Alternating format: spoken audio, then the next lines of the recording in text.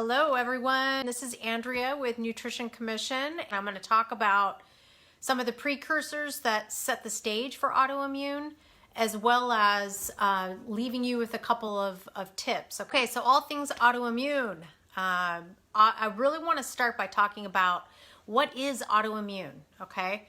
And autoimmune, as you all know, as experts of your own condition, is really when our body, of course, is kind of in this hyperimmune state, right? It's the body, the immune system no longer recognizes or can differentiate between self, what's the body versus some foreign object. And then, of course, because of this hyperimmunity and there's so many circulating toxins in the body, it is confused and starts attacking joints, organs, cells, etc. So I don't want to get into the science of it per se any more than just that. But obviously over time, especially as we add more medicines, to try to treat some of the symptoms, right?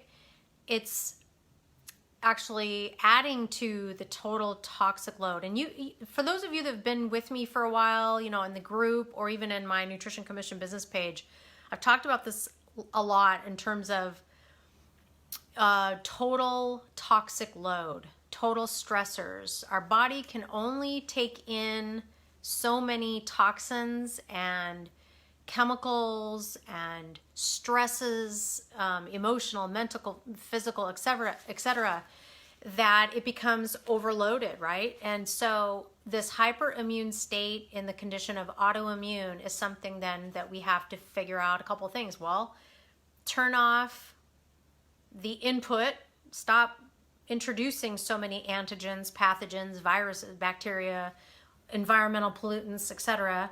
And then also making sure that we have a really strong digestive system that allows us to kill off some of the pathogens, antigens, things coming into the body, but also helping our intestinal lining to make sure that things can't get through into the blood, right? So it's kind of like you think about the inputs and the outputs type of situation. So we want to make sure, especially with autoimmune, that we are doing a couple of things. We really want to address some leaky gut factors. So these are the things that, what comes first, chicken or the egg? Do I have leaky gut and then it builds into autoimmune? Or if I have autoimmune, does it just create the leaky gut? Actually, sometimes in both scenarios, that can be the case. So we have a leaky gut situation. We have years of eating an imbalanced, poorly balanced diet. So you think about all the processed foods, of course, that have large amounts of omega-6, pro-inflammatory foods and chemicals, and so you start to see real quickly how the body just can't handle all of the imbalances from the diet, which breaks down the gut. Okay, so then we have this leaky gut situation. Our stress, the stress loads, mental, physical, again, all those stressors start to break down the body's ability to digest and then absorb the food that we're eating. And then even the prescription meds, they're loaded with their own toxicity, as well as things like the corticosteroids or NSAIDs, the Tylenol or the aspirins of the world.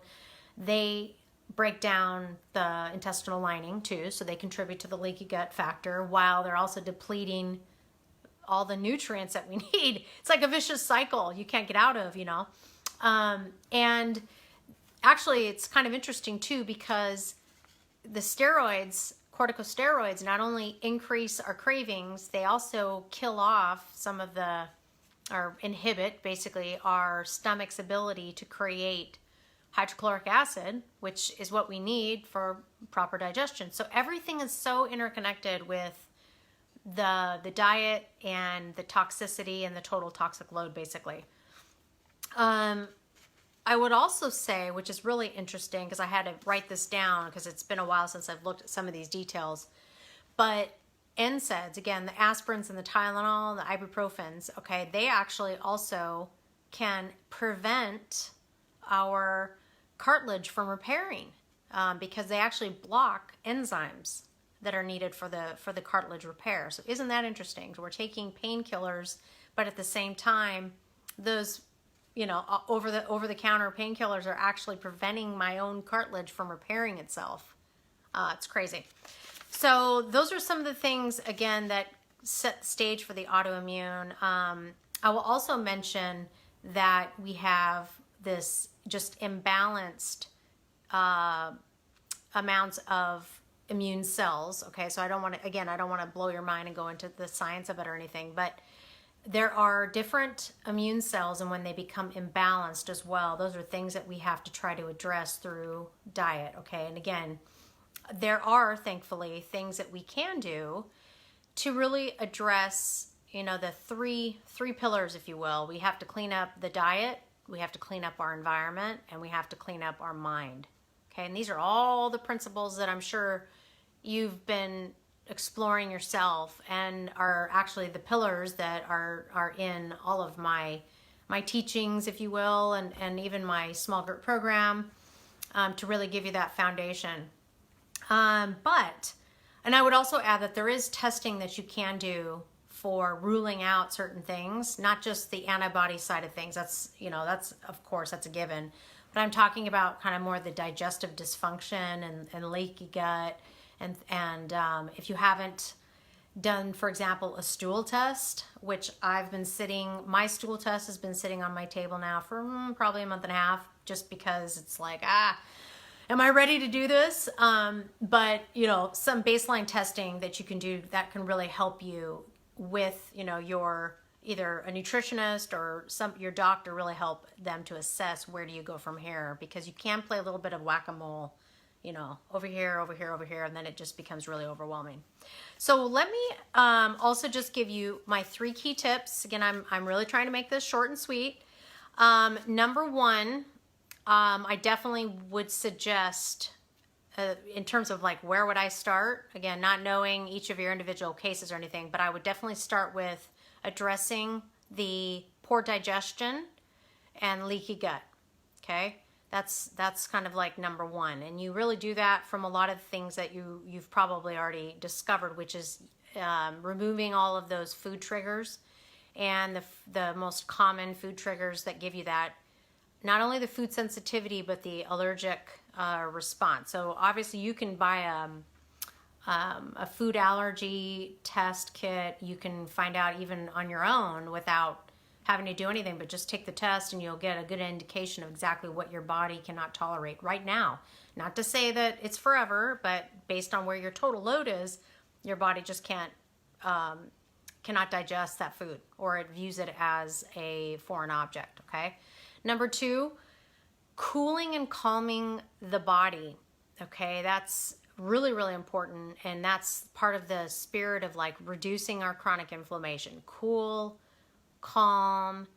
So we think about the dietary aspect, which again, all the green vegetables, the antioxidant, anything colorful, green in nature. That's why I'm a big fan of daily green juicing, because just that simple act alone is like you're drinking this calm, cool food that's just putting the flames out, right? And they're loaded with enzymes, that our body just needs to perform its function. So that is a really important aspect too, is just cool, calm body, mind, and diet, basically. And then the third one is, I would also suggest that, again, this is if you think about it as kind of like this roadmap. You don't need to do it all at once. You just focus on one thing at a time here. But really trying to do things that support the liver and the kidneys, both from getting waste and toxins out of the body. So the detox piece is really important. And then again, the liver's function around making sure that it is able to repair the wear and tear in the body with the immune system, of course, but the liver really needs that strong diet to repair itself. And again, because that liver is the primary place that we detox our blood as well as our lymphatic, but the liver is just such an important organ that we want to make sure that we're doing things to support the liver and the kidneys as well for proper detox and elimination. And when I say elimination, I am talking about not just the the urine, but more importantly, the bowel movements.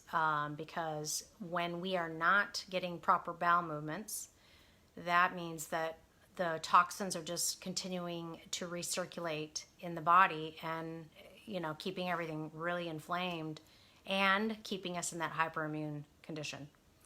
So those are my 3 tips. I'm going to keep it short and sweet as I can tonight. I want to thank all of you for watching or joining this evening. And if you have any questions, as usual, please feel free to reach out directly if you'd like to, again, privately chat with me, or even if you'd like to, set up some time just to chat about working together. I would invite you to do that as well. Or feel free to just leave your question in the comment box. And until then, take care, everyone, and we'll talk very soon. Bye-bye.